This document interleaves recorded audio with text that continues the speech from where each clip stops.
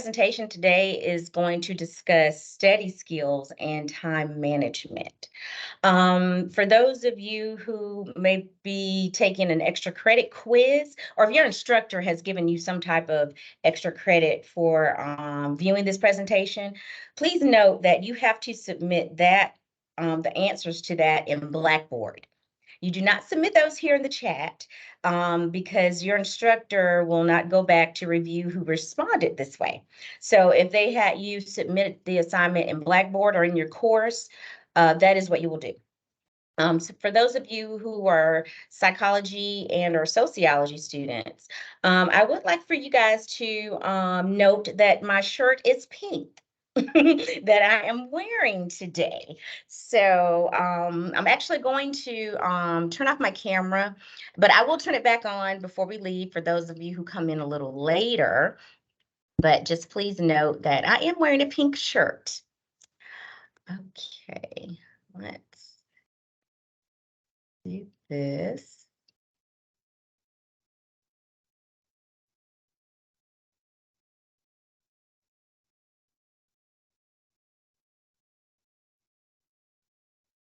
Okay, so I hope everybody can see my screen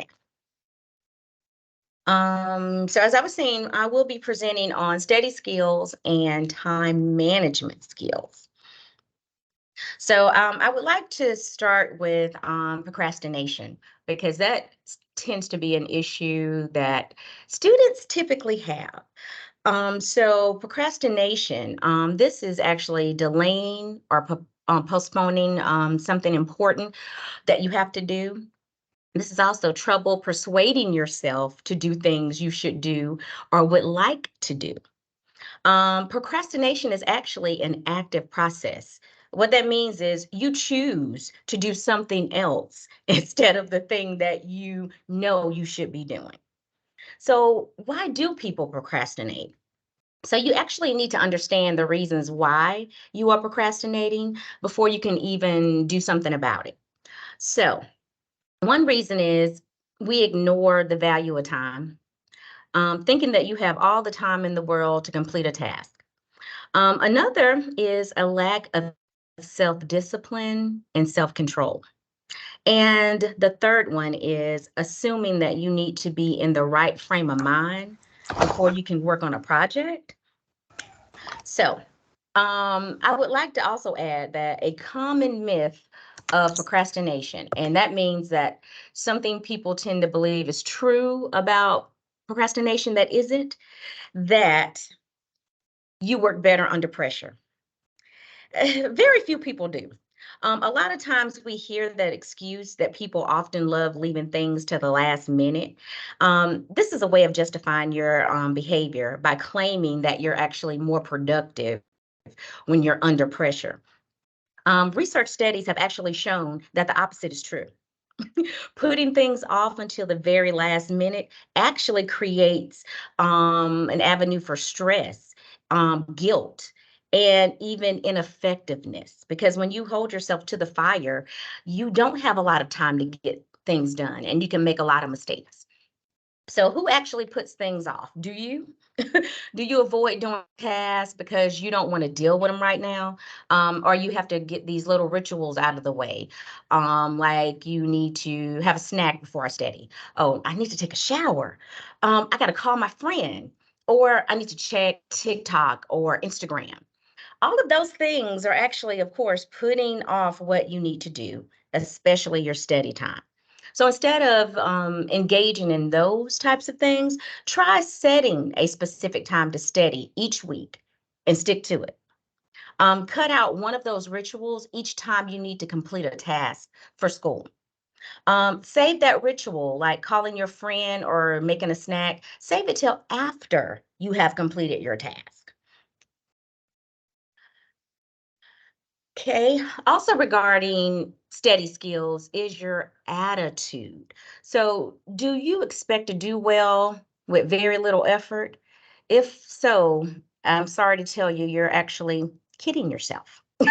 um, because some people may be used to doing well in school just by showing up, but honestly, not all of us actually have that knack. So, that workload that you have for your classes is very likely to increase the longer you're in school and also the closer you're getting to getting into your program. So more effort on your part is required. Now, do we have people who might be a perfectionist? Now, this sounds like a good thing in theory, but in reality, it can cause you to never finish anything because you always feel that it's not good enough or it needs to be perfect. So, actually, try setting realistic time limits for each one of your assignments and then do the best you can in that time frame. You also want to lower your goals to something that you can achieve. Sometimes we have maybe four classes, and your goal is to study for all four classes in one day.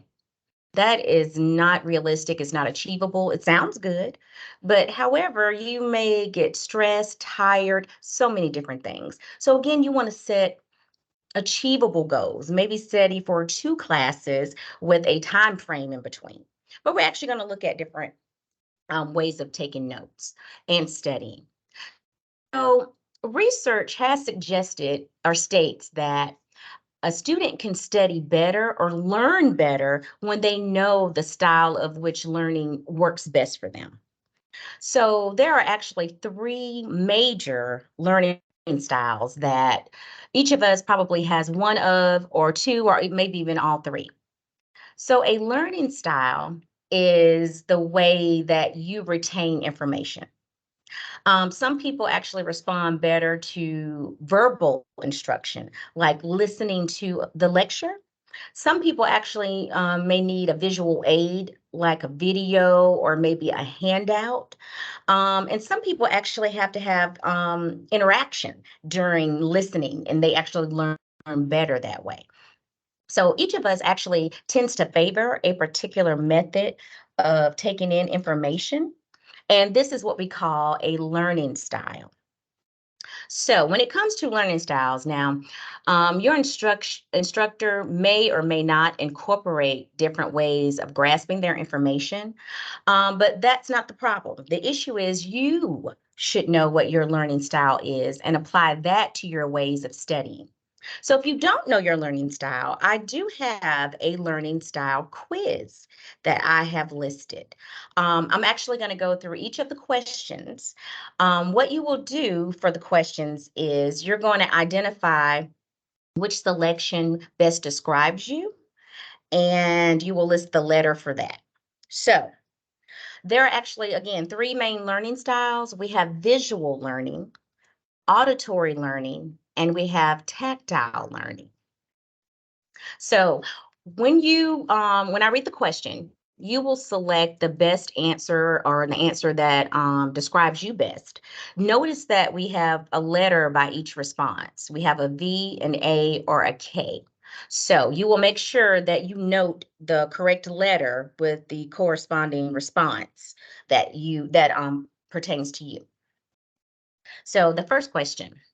Um, if I have to learn how to do something, I learn best when I watch someone show me how, hear someone tell me how to do it, or try to do it myself.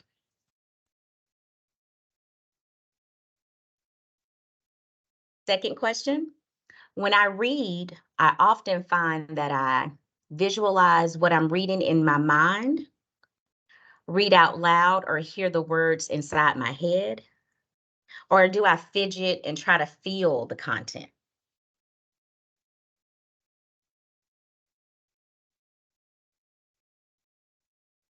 Okay, question three. When asked give directions. I see the actual places in my mind as I say them, or I prefer to draw them. Have no difficulty in giving them verbally, or I have to point or move my body as I give those directions.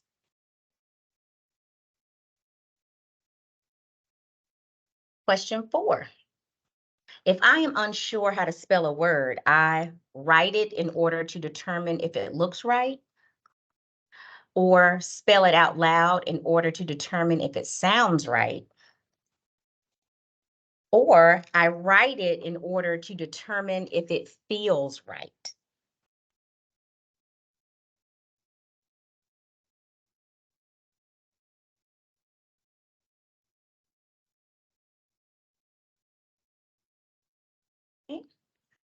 Question 5. When I write, I am concerned with how neat and well spaced my letters and words appear. Or I often say the letters and words to myself. Or I push hard on my pen or pencil and feel the flow of the words.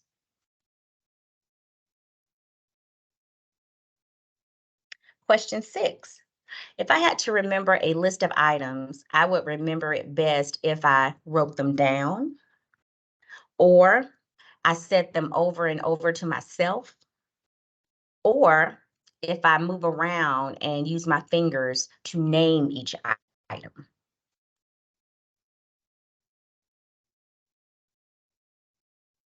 Question 7. I prefer teachers who use a board or overhead projector while they lecture, or, or teachers who talk with lots of expression, or teachers who use hands-on activities. Question 8.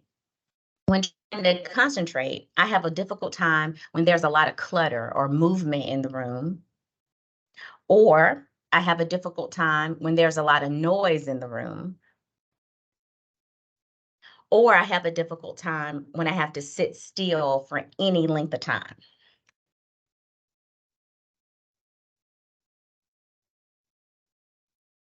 Question 9. When solving a problem, I write or draw diagrams to see it, or I talk myself through it, or I use my entire body and move objects to help me think.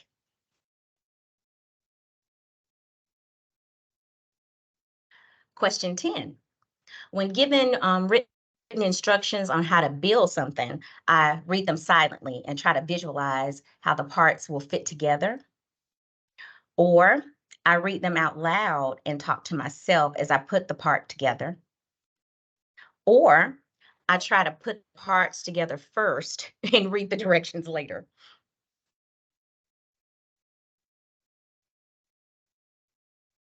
Question 11. So to keep occupied while I'm waiting, I usually look around, stare, or read, or I talk or listen to others, or I walk around. I, manipulate things with my hands. I have to, be moving around or moving my feet as I sit.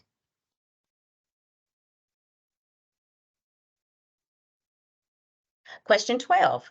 If I had to verbally describe something to another person, I would be brief because I don't like to talk at a long period of time. Or I go into great detail because I like to talk. Or gesture and move around while I'm talking.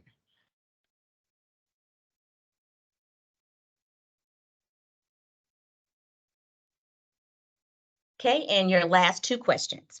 Question 13. If someone were verbally describing something to me, I would try to visualize what he or she is saying, or I would enjoy listening, but want to interrupt and talk myself, or I would become bored if their description, got too long and too detailed. And question 14. When trying to recall names, I remember faces, but I forget names, or I remember names, but I forget faces, or I remember the situation where I met the person rather than the person's name or their face. So what you will do, you will add all of the V's that you have. You will add all of the A's that you have and all of the K's. Which letter that has the most, that is what your learning style is. You may be a visual learner, you may be an auditory learner, or you may be a tactile slash kinesthetic learner. Or some people find that they may be a combination of all three or a combination of two. Now, this doesn't indicate that you don't learn in another manner. This just states that this is the way you learn best, or this way you can retain information better through this type of learning. So if Can you I are ask a visual, quick question? yes. Okay, thank you. I'm sorry. Mm-hmm. Um, so I've noticed like reading the chapters, Mm-hmm. I don't retain as much, but Mm-hmm. when I read the PowerPoints and they have the main points on the PowerPoints, I'm visually able to see it, Mm-hmm. I retain more. Ah. So what I guess like I almost feel like reading all the chapter, it's almost like I didn't retain anything. I'm wasting my time. I'd rather study the PowerPoint more. I We're don't know. I was actually, just going to see what your advice is on that. oh yeah, we're actually going to discuss that, but since you brought it up, reading the chapter is a lot of information. And sorry to say, some of it's probably boring. So that's why, Yeah. even though you've read it, it's difficult to retain that much information. The bullet points or PowerPoints are short and to the point. So we're actually going to go over how, even if reading the chapter, how you should still make your notes in your own words. And that way you'll have a better way of retaining it, if that makes Okay, sense. perfect. Yes. So, sounds like too you are a visual learner. So if you are a visual learner, you learn best through seeing things, what you read or what you see. If you're an auditory learner, you actually learn best through sound. And these are things what you hear. Usually, again, it would be a lecture, but mostly if your instructor is showing a video, and that is your best way of just grasping the information. And then we have the tactile learner. These are my people who are restless. You get a little fidgety just sitting still. So you learn best by doing what you feel or what you do. So typically, what an instructor can do for a tactile learner is give the students a worksheet or something to do during class, or also have them involved in some type of activity where even halfway through class, everyone may stretch or have to move around. But again, your instructor may or may not adhere to your learning style. So this is a way for you to discover things that can help you study best based on your learning style. So, different ways that you can study based on your learning style. If you're a visual learner, taking detailed notes, rewriting your notes, or even drawing diagrams. For an auditory learner, you can, if your instructor definitely has type of lecture video that you can go back and listen to. And if they don't, you can actually search and find videos on YouTube that you can listen to. Or you can study out loud. You can read your information. And if you're a tactile learner, you're going to probably have to act a part out of whatever information that you're studying. You're going to actually have to do something, an experiment or a task while you're studying. But again, all instructors may or may not. But again, this is more for your information. So you can at least know how you retain information. Now, number one thing, guys, when we are studying, organization. Yes, getting organized is very key to managing your time wisely and studying well. So, some tips on how to get organized in college. Every course is going to have a course syllabus. Um, I strongly encourage you to read it and print it. Keep it with your notes. Also, if your instructor lists a course schedule or a course calendar. Now, I do want to be clear on this because I did have a student who was confused. Not all instructors use the same tactics, guys. Some instructors will have a calendar in their course where you will see your due dates. Some instructors prefer to have a list of your assignments with the due dates. Either way, both of those methods work. I would print either my course calendar and the course schedule and take a picture of it and also have it in my phone. Now, I strongly recommend too that you maintain some type of calendar of your assignments and review it daily. So you can actually use a planner or a planner app. I prefer to buy the big binder planners and write in mine physically in different color pens. But if you're a person who can't keep up with that, there are planner apps that you can have on your phone. I don't recommend using both a handheld planner and a planner app. Only use one because this way you won't get confused or double book or miss something. Now, when it comes to your planner, though, you do have to put in your information. So maybe plan at the beginning of the week, or if you have the time, plan the beginning of the month. You're going to make an assignment list. You're going to write down the due dates of each assignment for all of your classes and keep it with you. You may be in the car at the red light, which you shouldn't have your phone then. But if you're at work or if you're doing something, you can just glance and see if something's due tonight. Also, guys, you got to schedule time for schoolwork. I do realize that the majority of our students have other commitments. You work, you have family. But if you're a student, you're going to have to be a student on purpose. That means you're going to have to find something that maybe you can cut, like socializing or hanging out. So when it's time for schoolwork, you should set a specific time to complete your assignments and stick to it. I literally did this when I was in college. I would write down what subject I'm going to study for what day and for how long. That kept me on a schedule. So let's say, for example, you're taking 3 courses, biology, psychology, and English. So on Monday from 6 to 8 p.m. or whatever time works for you, I'm going to study my biology. Then Tuesday, I have an hour and a half. What I'm going to do is get ready for my psychology assignment. I'm just going to research and make notes. This is something also I wanted to mention. If you decide, oh, my assignment's due Thursday and it's the beginning of the week, and you try to complete that one assignment that day, don't do that to yourself. Instead, take the time to read your assignment instructions, read any chapters from your book, or do the research first before you complete an assignment. That's just my recommendation. And then let's say on Wednesday, you have some time between classes or between you have to go to work. So you're going to study your English or get ready for your English paper on Wednesday. Then Thursday, I have Thursday evenings free. So now, since I've already done my research, I'm going to complete my psychology assignment tonight because I understand the directions. I've had time to review the material. Then Friday, yes, I have a little free time from 4 to 5:30. I'm going to go back and review that biology because I have a lab assignment coming up and I need to know what I'm doing. Saturday, yeah, if you are a student, and especially if you have other commitments, Saturday and Sundays can be work days. I recommend both or at least one of them. So Saturday, if you have a couple of hours, go ahead and finish that English paper that's due next Wednesday. Sunday, if allowed, if you need to take a rest, just prepare your schedule for the next week.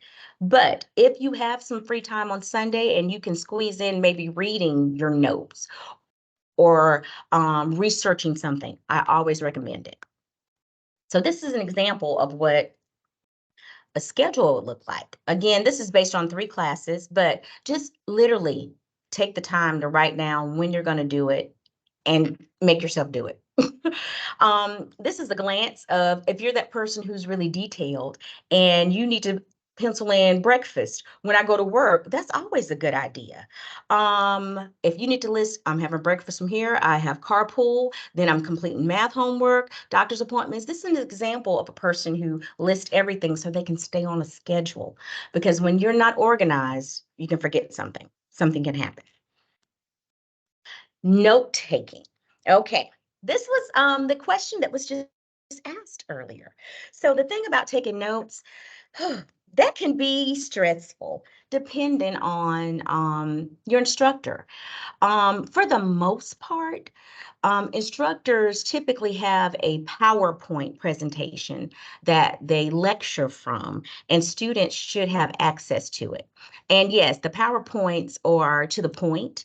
Most of the PowerPoints also list a lot of real life examples or more information. If those PowerPoints are available, and hopefully they are, print them. And if you can, print them and bring them to class.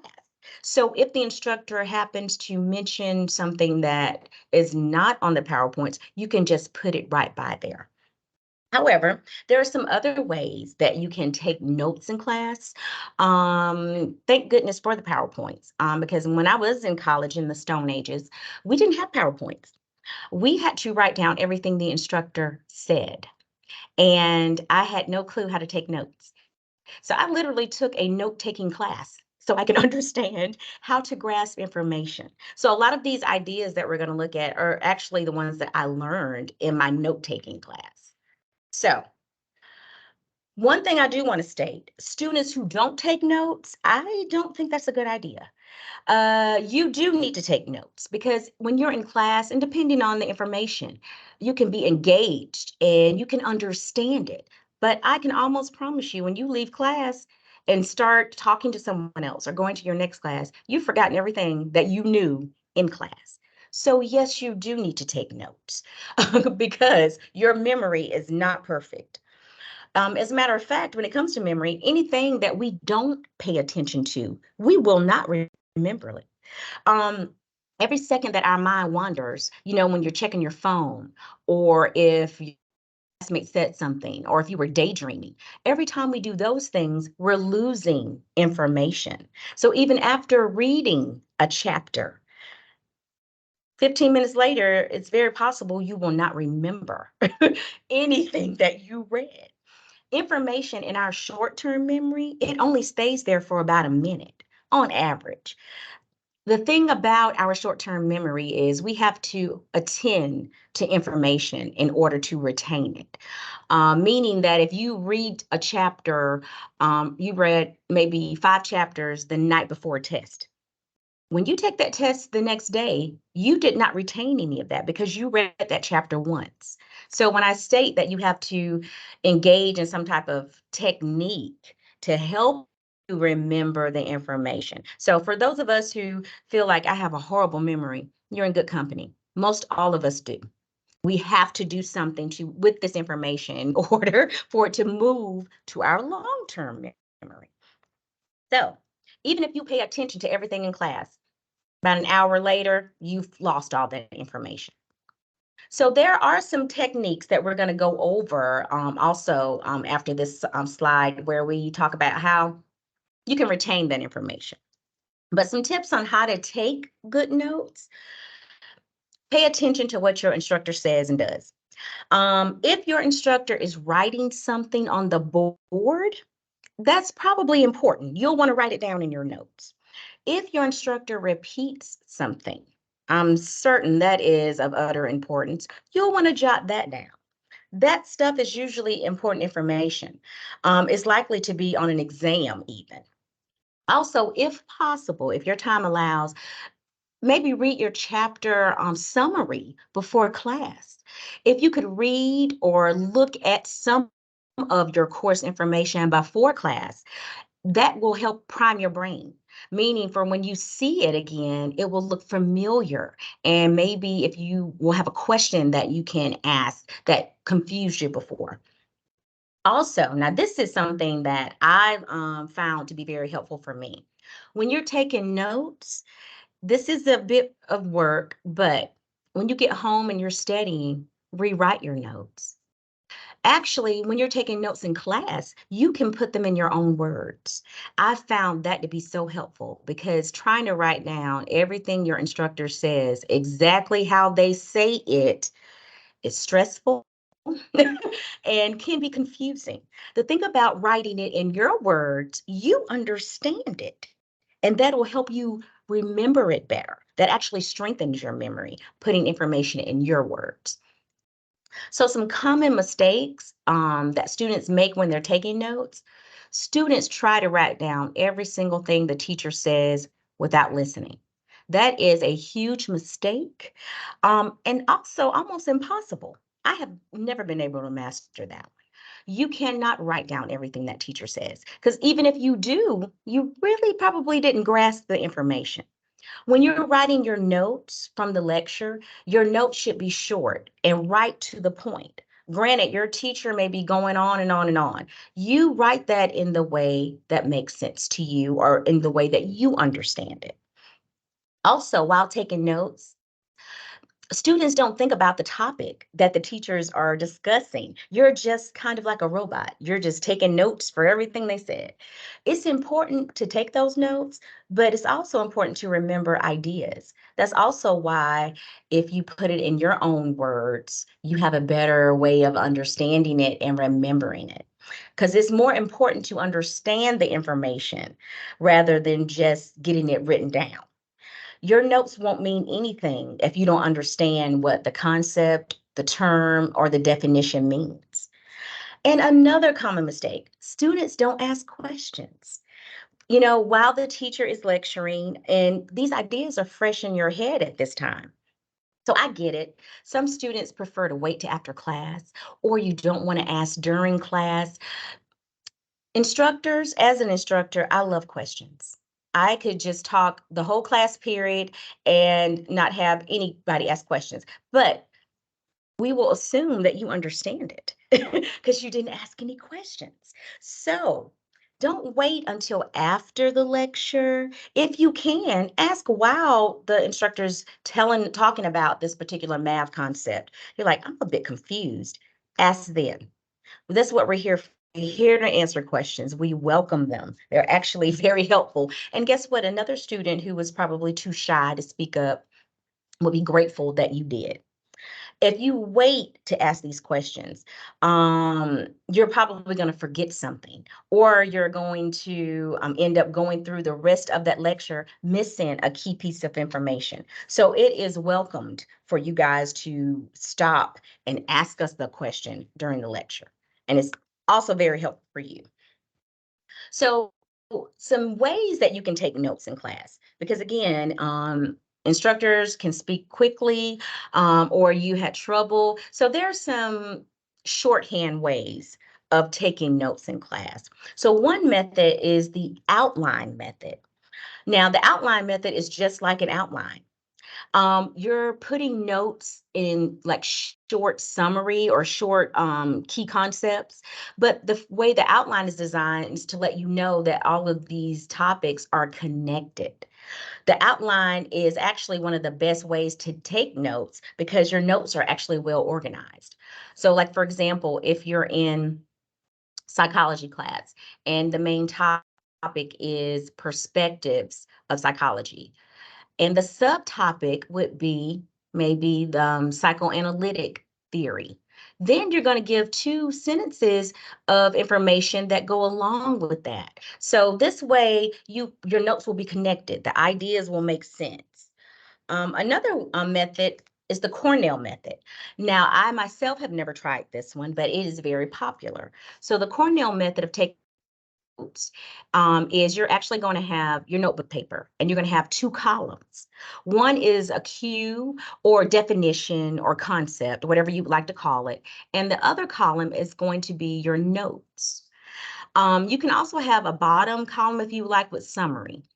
But with this one, as you can see in your left cue column, this is where you list the key term. And next to it, you're going to give the definition or information that pertains to it. And you will list that all the way down on your paper. Another method is the boxing method. So this is really good, especially if you're the person who has like color coded pens and pencils. With the boxing method, what you're doing is you're separating all of the notes or key terms literally with boxes. Now, the boxing method was made for digital devices, but it's easy to change this to handwritten notes as well. So when you're using the boxing strategy, your notes will look kind of nice and easy. So you're going to put here your key idea or the key term. the sentence or the discussion that goes with it. And if there are more information, then you're going to put the box around that. Then if there's a new concept, you will list that and put a box around it. And then we have the mapping method. This one is where we're connecting different thoughts and ideas and facts together through visualization. Again, for those of you who love color coordinated pens and pencils, this could work for you also. So the mapping method, it actually starts with a main topic. You put that in the center of your page. Then you're going to have these lines that kind of branch out to subtopics. And then that subtopic, if there are some ideas that connect to that, you will list it there. So this is a way also that you can see all of your notes and how all of the concepts and ideas go together. These methods are really good, again, when your instructor is going through a lot of information and you can't write it down, everything they're saying. So these are ways that you can have these ideas connected to each other. Also, to go back of reading the chapter, reading a chapter, and I'm sorry to say, probably are really long. I typically do not read a whole chapter, especially when I was in school, in one sitting. It was overwhelming for me, and I would doze off. So, but if you are a person who can read your whole chapter, it is a good idea to take notes while you read the chapter. And that would be anything that's in bold.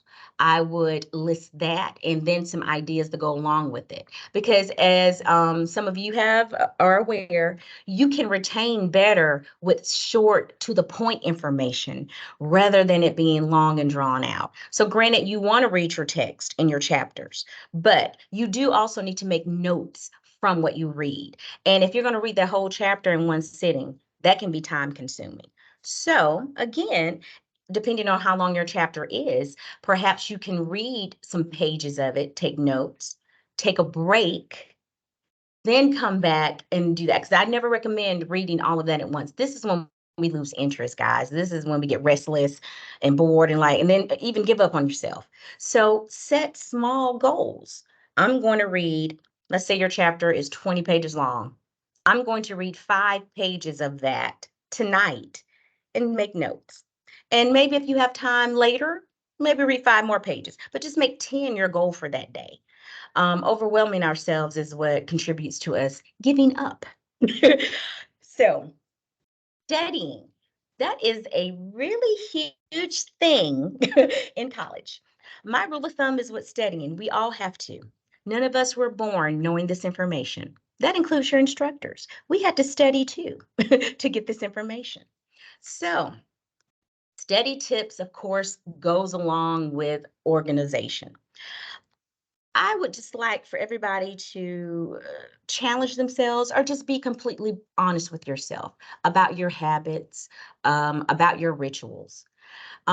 Is a coffee shop the best place to study? Is it really? If you curl up in a chair with your blanket, are you likely to fall asleep rather than read your chapter? What time of the day is the best for your brain? Do you really perform best when you're under pressure and when you're stressed out?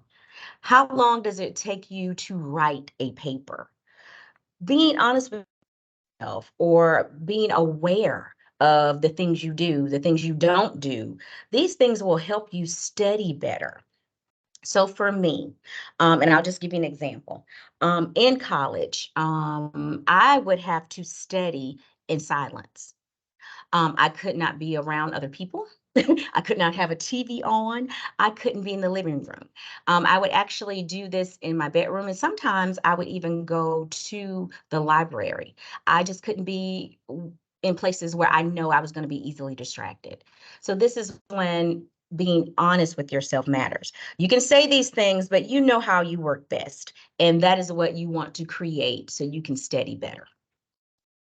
So some study tips.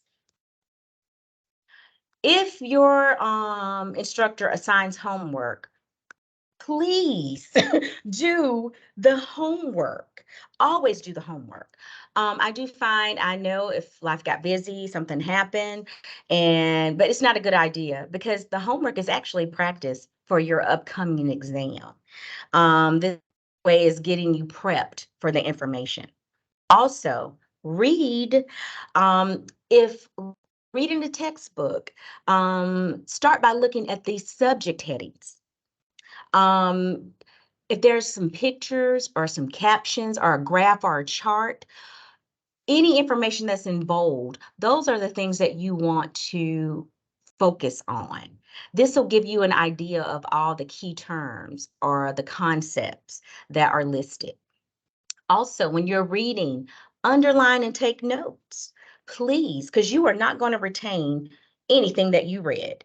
So you're going to highlight these main ideas. Also, you can rephrase a paragraph that you didn't quite understand. Remember in class when taking notes and putting them in your own words? You can do this also with reading the textbook. You're going to write down any keywords or phrases, and you're going to write that down in your margins, and then you're going to highlight that. Also, something I found very useful, every chapter has a summary at the end. That is very, very useful. A summary outlines the major points that were covered in the chapter. So by reading the summary, it's possible you may find something new or something you didn't realize was there or something that was confusing. And then that'll also alert you to go back to the chapter to where that section is. And it's like, I probably need to focus on this because that completely eluded me. Also, if your book has end of the chapter questions, if you can answer those questions, you should. I do know in psychology, every chapter does list discussion questions. So if you have the time and they may even have multiple choice or true false, complete some of those. That'll just reiterate what you know or that you have learned the material. Review, review, review. Concentrate on what you don't know because that is going to be the hardest to retain, the hardest to learn. And also, if you don't know it after going over it, this is also telling you or indicating that I need to talk to the instructor about this concept because I have been over this so many times and I'm still struggling a little bit. That is the opportunity to email your instructor. Um, let them know I would like to come during your office hours, or can we have a conversation? I need a little bit of help in this particular area. Also, when you're studying, breaks do help. I never encourage anybody to study for hours on end because, again, that's when you fall asleep and that's when you give up or you just close the book. Take frequent breaks. Set scheduled times for yourself. If you say, I'm going to study for an hour and a half, study that hour and a half and take a break. If you know that you have a short attention span, maybe you need to study 20 minutes and take maybe a 5 or 10 minute break and come back. If 20-minute intervals work better for you, do that. If an hour or just getting it done works better for you, do that. Find the method that works for you and stick to it. Now, also, this is something I found very troubling with some of my students in the past. Sleep. Sleep is very important and very vital to our mental and physical health. Studies show that people who don't get enough sleep, you will forget a lot. You will forget information that you've learned faster, and you will have more trouble remembering that information later. So, sleep is very important. So, if you need to schedule time for that, I strongly recommend that you do. And also remember to relax. Use those breaks to unwind. If you're stressed out, you're not going to learn any information.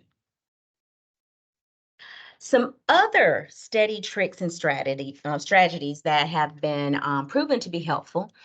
Again, it can seem like a lot of work, but don't we have a goal to get our degree because we want to get another job or a better job than the one we have or a promotion? So we're going to have to do what we need to do. So, one thing I know for me, I would rewrite my notes. For me, rewriting my notes actually helps me to remember also. I've written them in class. They may probably weren't as organized as I would like for them to be. So when I got home and I'm studying, I rewrite them. Also, another method, if you are that person who's rewriting your notes or just studying, is a memory technique called chunking. So, chunking is breaking down information into bite sized chunks. The chunking method or technique, we take large amounts of information and you can create subcategories or just ways of chunking the information together based on similarities. Like, for example, no one remembers their whole social security number. We actually break that down into chunks of 3 to 3. You, instead of saying the whole number, you usually go 555, or 9989. So this is all chunking is. So if you have information, chunk it together based on, similarities or key terms. We're just taking that large amount of information and make it into something easier to memorize. Also, study groups. Now, I have noticed some students do well with study groups, and they can be very useful because you guys lean on each other for information. Maybe somebody understood a concept better or not at all. However, when it comes to study groups, use that time to study, not to socialize, because study groups can be very helpful. However, they can be very harmful if they're not used appropriately. So, another steady trick or strategy that I know a lot of students use are flashcards. Now, the thing about flashcards, Quizlet tends to have a lot, or you can create your own. There are actually apps on the internet that will assist in helping create a flashcard. But a flashcard is just really a key term or a concept on one side of a card, and on the other side is the definition. You want to write it in large letters if you choose to create your own flashcards. You don't want to include any of the key information on the side where the definition is. The point of the flashcard is to see if you are able to identify that key term, and flipping it over just hopefully solidifies that you know information. You want to write like short, concise notes on the other side of your flashcard. Your goal is to, keep that key information. You don't want to rewrite a professor's entire lecture on a flashcard. You're actually, again, keeping them short and sweet and to the point. This is an example of what a flashcard would look like. And also here, this is a website that will help you create flashcards if you would like to do so. You guys will have access to this. So if you didn't get a chance to write down this website, you can view it later. Also, another really good method for studying is the mnemonic device. So a mnemonic device is also another memory technique.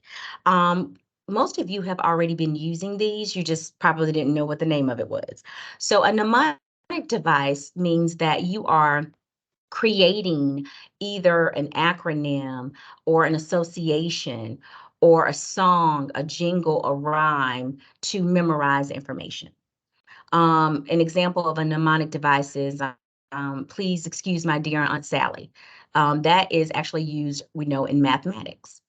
So this works if you have to memorize a lot of key terms, especially if you're taking medical terminology or any type of anatomy course or any course. What you want to do is take those key terms and create some type of association between them. Again, if you want to create an acronym like please excuse my dear Aunt Sally, or if you're so creative that to create a song or a jingle to help you remember it, either way, what you're doing is just putting this information together and you will have an easier time remembering it that way. Now, when it comes to study skills, another thing that seems to be an issue is, of course, stress and time management. Now, the thing about stress, I'm sorry to inform you, we really just have no way of avoiding it. Because actually, a little stress is good. It kind of pushes you to do better, but too much stress is actually a bad thing. When we are really stressed, you can make mistakes. You can even shut down. Um, so some things you can do to combat stress is take the time you need for yourself, for your mental health, for your physical health. Yes, you have a goal, you want to complete it, but if you're stressed, it keeps you stagnant. So there are some relaxation techniques that can assist with stress. They don't have to be elaborate. They can be short and sweet. You can incorporate some deep breathing during your day, meditation, exercise. You can also learn to control negative self-talk. If you continually tell yourself that you're not good at anything, you will believe it and you will start to behave in that manner. So instead, practice positive self talk. I'm going to get an A on this test. I'm going to do very well. All I have to do is just study. These things sound a little corny, but they can actually work. You want to apply the power of positive thinking. Of all of these, meditation is one of my favorite. And meditation, again, it doesn't have to be elaborate. You're sitting in a library, you can meditate wherever you are. It's a matter of just tuning out the outside world and getting some peace and calm. The thing about these techniques, you have to manually practice them. You have to do it on purpose. Stress is not just going to leave you. You have to do things to combat it. And also time management. So I get it. Most of you probably work full time, have families, and then you're taking 3+ classes. That's a lot. That's a lot to do. So managing your time would be very helpful. We all get the same 24 hours in a day. So why do some people seem to achieve more with their time than others? That's because they manage their time wisely. So time management, that is the process of organizing and planning how to divide your time between the different activities and the different things you have to do. So if you get this right, you will end up working smarter and not harder. You'll get more things done in less time, even when time is tight and pressures are really high. So good time management, it does take a shift in focus from what your activities to the results that you want. So being busy isn't the same as being effective. So many people, the busier they are, the less they are actually trying, I'm going to achieve. So again, make sure that you're managing your time wisely and doing the things that really need to be done. So time management during exams. Most of your classes, not all, depending on which class it is, most of those exams that are given are timed exams, meaning you may have 60 minutes to complete 35 questions. That can be very discouraging and stressful. However, one way to prepare for that is to be prepared. Make the most of your time. So if you are in a class where you do have one or more timed exams, these are some things that you can do to help you manage that time wisely. Be prepared before your exam. That is just one thing I want to point out. Study before. You'll want to have, if your exams are open book or open notes, have your notes organized and ready for use. If your exam is open book, I want to caution you and warn you. Don't study for the exam while you're taking it, meaning that you're looking for the answer while you're looking at the question. You are going to eat away at all of your time looking for an answer. Even if your test is open book and open notes, still study, still be prepared. You'll want to create some type of dump sheet or all of the information that you will need for the exam. If your instructor allows, preview the test first, or perhaps if they'll just tell you what's on the test. If you happen to know if it's multiple choice, if it's essay, knowing the types of questions also helps you be prepared for the test. And create a test schedule. If your test is submitted or administered online and you were given a day and time to have it, you should be prepared for that. Go ahead and schedule the day and time that you are going to take it. If it's available all day, know you're going to take it from 6 to 8 and stick to that. So when you have your exam, one thing you need to do, answer the easy questions first. If you know those answers, just go ahead and get those out of the way because you'll want to spend more time on the most difficult questions, and those are the ones you should answer next. Now, the really hard ones, though, save those for after the difficult ones because, again, this is the one that you've really got to rack your brain to get that information. And this is one thing, never leave a test question blank. If you don't know the answer, at least guess. You at least have a 25% chance of getting it right. But if you don't answer it at all, that is a 100% chance that it's going to be incorrect. So never leave a question blank and utilize all your time. If you finished your exam and you have 15 minutes to spare, don't exit. Go back and review the questions you answered so you can make sure you didn't miss anything. Utilize every resource that has been given to you. Review the test. Always use all your time. So, a great college student, not a good one, a great one, knows when to study. They know where to study. They know how to take good notes. They know what to do to complete their homework, and they know why it's important to be a great test taker. So, I would like to point out some of the resources that we offer here at Lanier Tech. A lot of times, guys, we have these resources, and a lot of times you guys are unaware of them. We have so many resources to assist you. One, tutoring. We offer tutoring for pretty much all of the subjects. Um, the tutors can meet with you in person, virtually. You just have to go to my LTC, and under quick links, you will go down to, I believe it's student services. And there, when you click on schedule your tutoring session, this is when you'll see all of the courses that are available, um, what campus the tutoring is being offered on, the times. And again, this actually is an old schedule, guys, so the new one is posted. But remember, our tutors meet with you virtually. They can meet with you in person. So utilize this service. Because if you are struggling in something, a tutor possibly has another way of helping you understand it. This is a service that we offer you guys.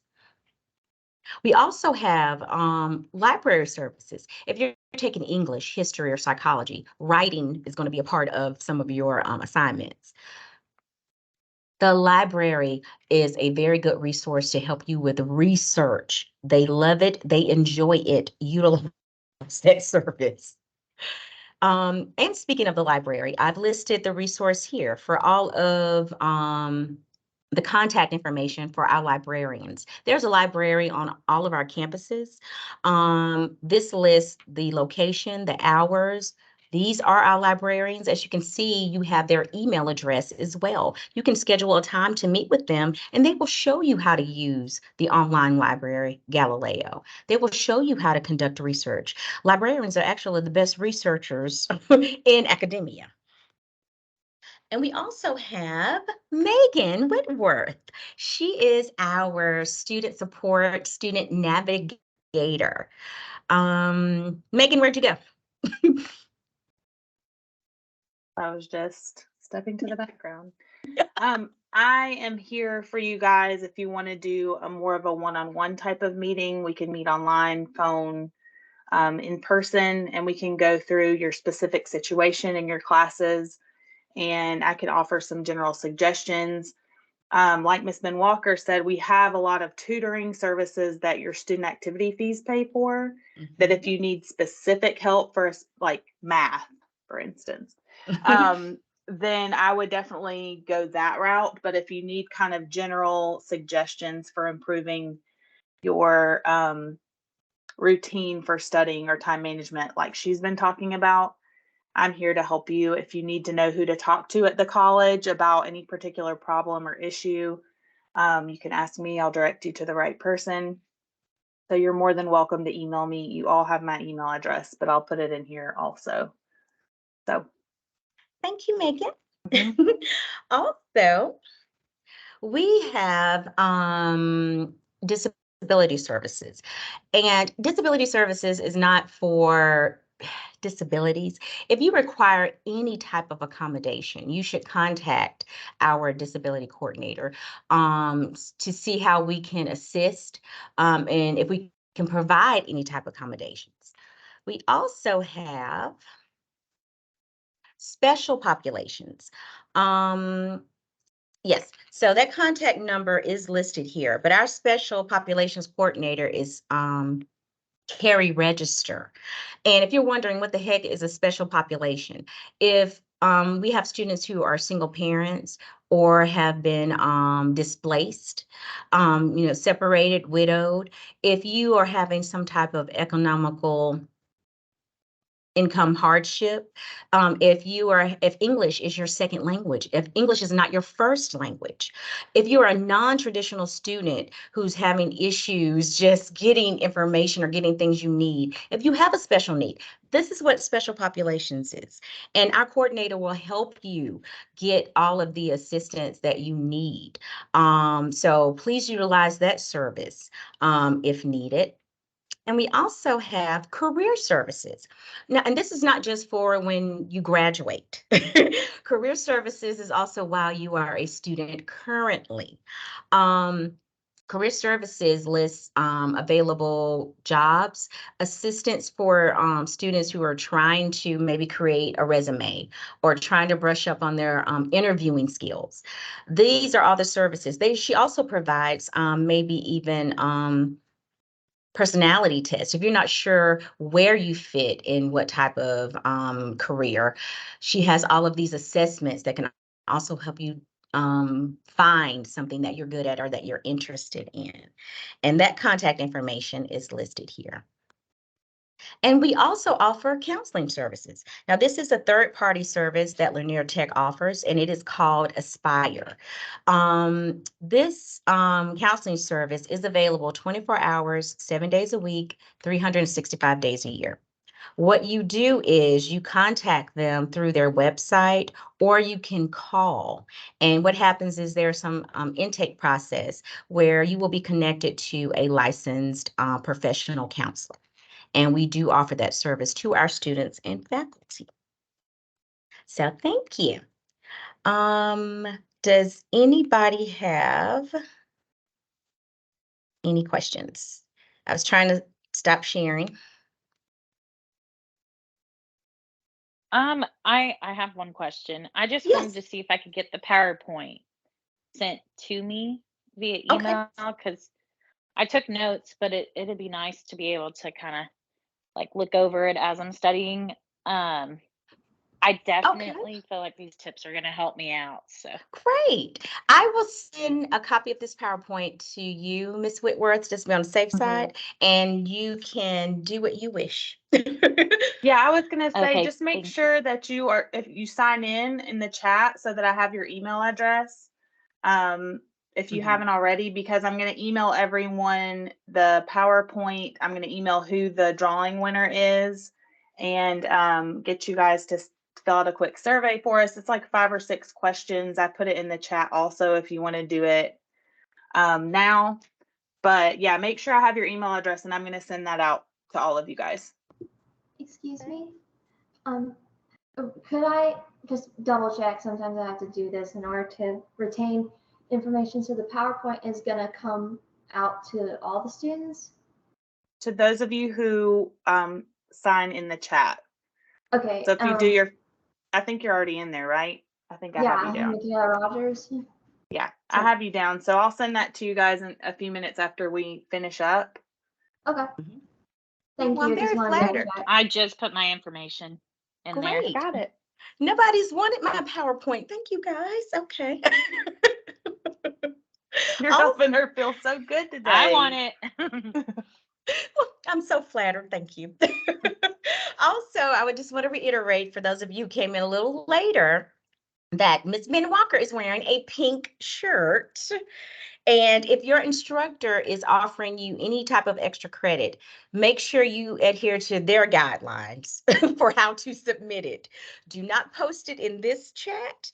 Don't email it to me. Make sure you adhere to your instructor's directions for how you are to submit it. More than likely, you'll have to probably complete something in the Blackboard course. Okay. Does anybody else have any other questions? Yes, please. Okay. Something that I had some trouble with in my previous school, high school, I'd have to repeat what the teacher said in the middle of the teaching so I could get it, and I'd like get really like nervous and like constantly double check a little bit too much. Do you have any tips on how to handle that? I know, and I think it's mostly you students who feel a little apprehensive about asking questions. As the instructor, we like it, we prefer it. If I have a quiet class, I get nervous. So if you have to repeat and ask, whatever method works for you, most instructors encourage it. So if you need to repeat it, repeat it. And if in one way possibly you can do that is, well, Mr. Thomas, I just would like to reiterate, or this is how I understood what you said. And then that way you will know if it's clear or unclear. But that's one good way to do it. Just ask the instructor, I just want to be sure that I understood what you said. This is what I heard. I would try that way. Okay, and lastly, if I may, how do I stop myself from being neurotic about this? Because that's something that I've had difficulties with in the past. Well, that is a process, and meaning that you have to just tell yourself, okay, I'm going to do this, I'm going to do that. And one thing is to be prepared. Most times we get really nervous when we overthink. And when I tell students overthink, I mean, whatever your question is or the information is just that. Don't add anything to it. Don't take away anything from it. If you're just dealing with this one particular concept, that is what you're dealing with. And when you don't know or you're confused, this is still ask. That's the only way you'd be comfortable is to have the answer. And I know a lot of us get shy in the area, but think about your goal. And think about, well, they're getting paid to be up here talking anyway. So I do have some questions and I should be able to ask them. So when in doubt, ask and always be prepared. For me, I know when I'm not prepared, that's what makes me nervous. But when I've studied and I've done everything, that's when. And ask and talk to you guys, talk to your instructors. I find some of the students go a whole semester without having said one word to their instructor, and you will be surprised. A lot of us are nice people, and a lot of us will respond to your questions. And we don't like you to feel nervous. We want to make you feel comfortable. So try it and see what happens. Thank you so Hopefully much. that helps. Thank you. It really You're does. welcome. Thank you. This is fun. Any other questions? You guys are very interactive. Nobody interacts with me like this. So, any other questions? No questions at all right now for me. Okay. Well, thank you guys for coming and watching. And I'll make sure, me and Miss Whitworth will make sure you get that PowerPoint. So good luck to you guys. And I know you're excited about getting those A's this summer. So good Yes, luck. thank you so much. Have a Thank good one, you. guys. Bye. You Thank you for the too. Bye. presentation.